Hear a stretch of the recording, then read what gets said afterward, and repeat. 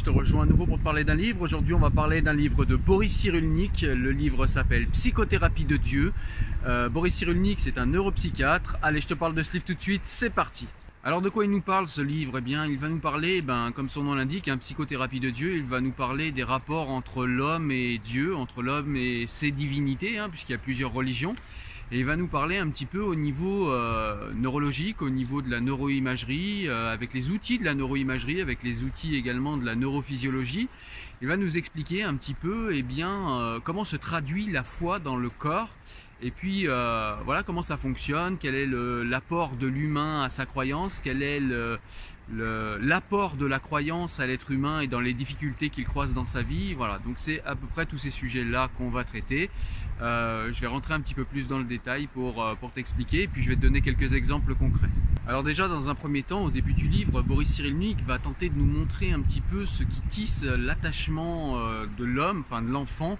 De l'enfant. On commence par la petite enfance, puisque c'est là que le cerveau se forme, c'est là que le cerveau commence ses premiers apprentissages. Et donc Boris Cyrulnik va nous montrer un petit peu comment se forge l'attachement de l'enfant ou du jeune adulte pour Dieu.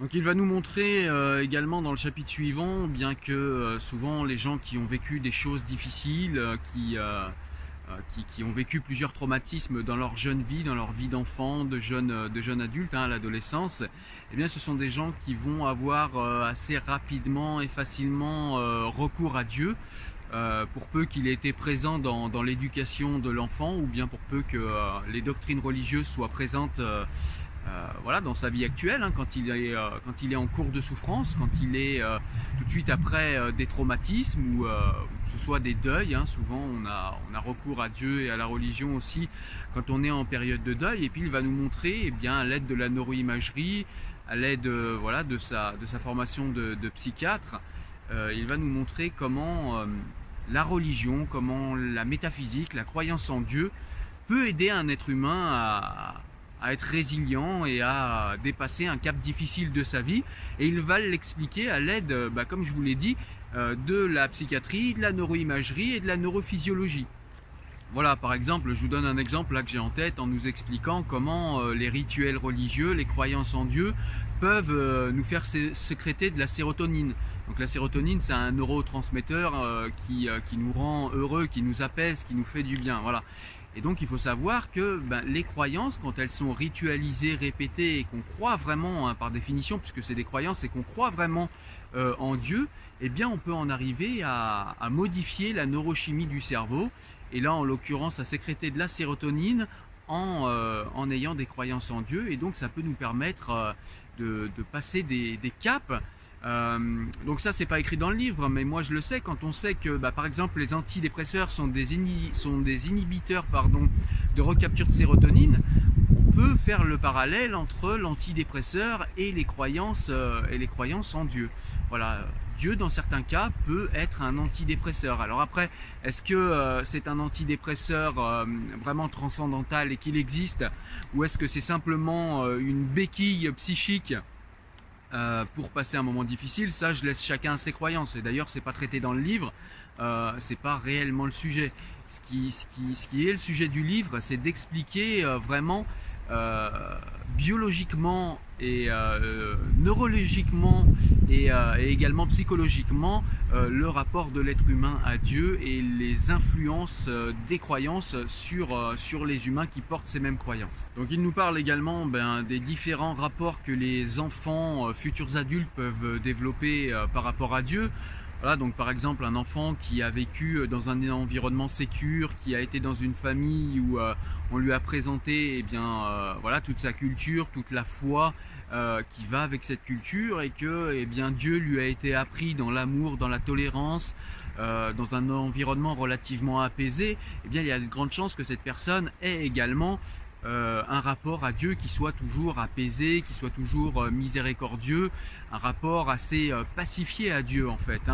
Alors que les enfants qui ont eu un vécu plus traumatique, en tout cas une enfance plus traumatique, et qui ont eu un rapport à Dieu plutôt le Dieu punisseur, arrête de ne pas obéir, où vous avez des enfants qui ont fait face à des parents qui ont été physiquement ou psychiquement maltraitants et qui ont lié ça à Dieu, qui ont lié Dieu à ça plutôt, qui ont lié les croyances divines à la maltraitance psychique et parfois physique, eh bien vous allez avoir des enfants qui vont avoir un rapport qui est beaucoup moins apaisé à Dieu, un rapport plus violent, le Dieu punisseur, le Dieu qui empêche de jouir, le Dieu qui empêche de faire des choses. Donc je vous en ai parlé un petit peu avant, on a un grand chapitre sur la biologie de l'âme, c'est-à-dire que bien Boris Cyrulnik nous décrit un petit peu toute la neurochimie et la neuroimagerie du cerveau et puis de ce qu'on a coutume d'appeler l'âme, et il nous montre un petit peu comment ça fonctionne et du coup, eh bien voilà, que ce soit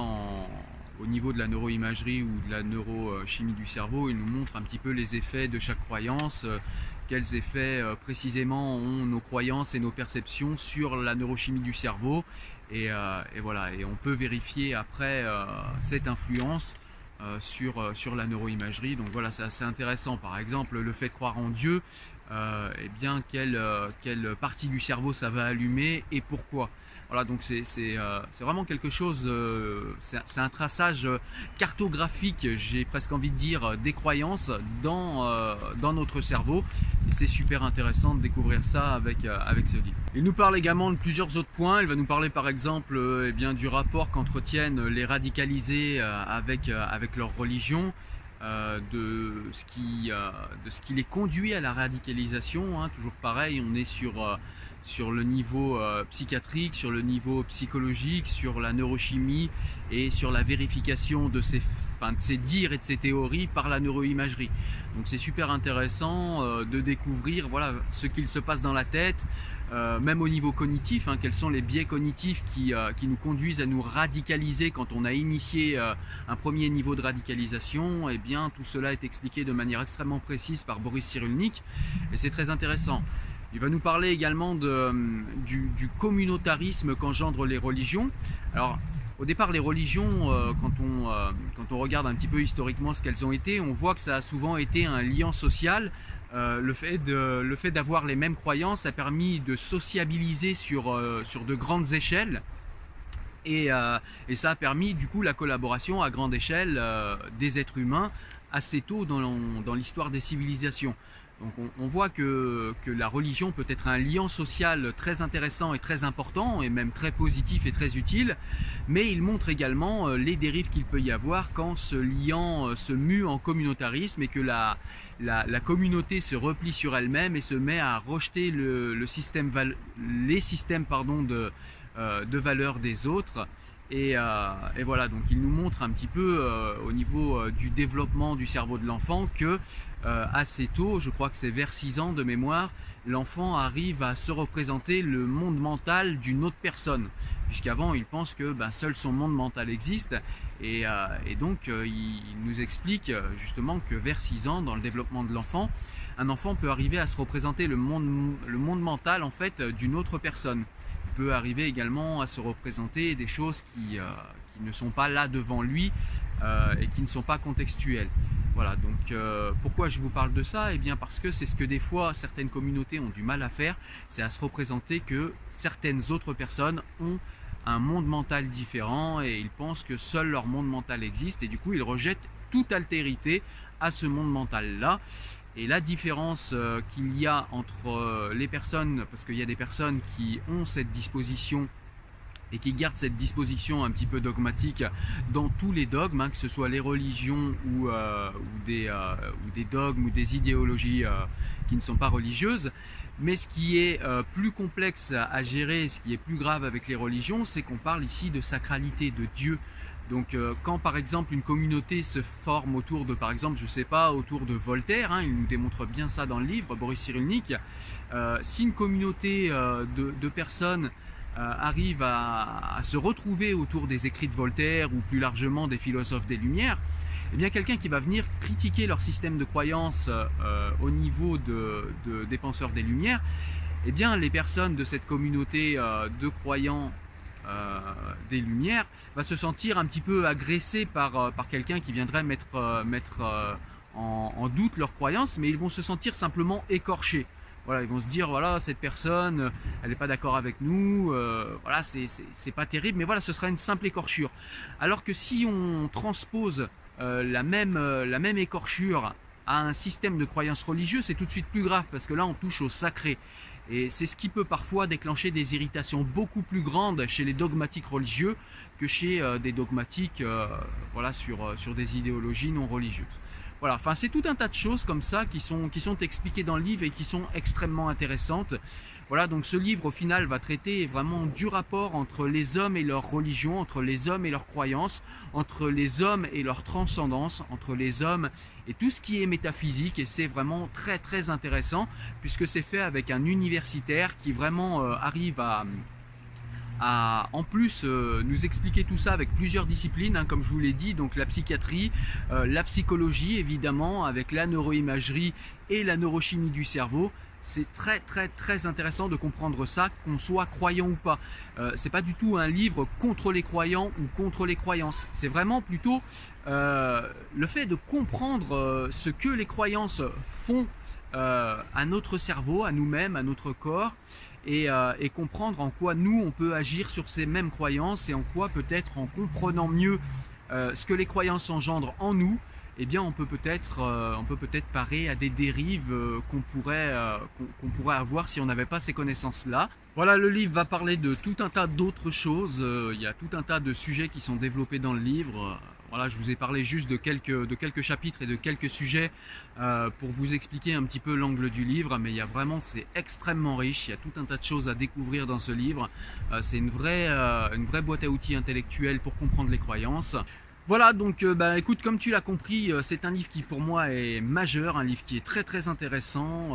On avait déjà parlé, je crois, il y a 2 semaines d'un livre de Boris Cyrulnik qui avait été très intéressant, où on parlait plus de résilience.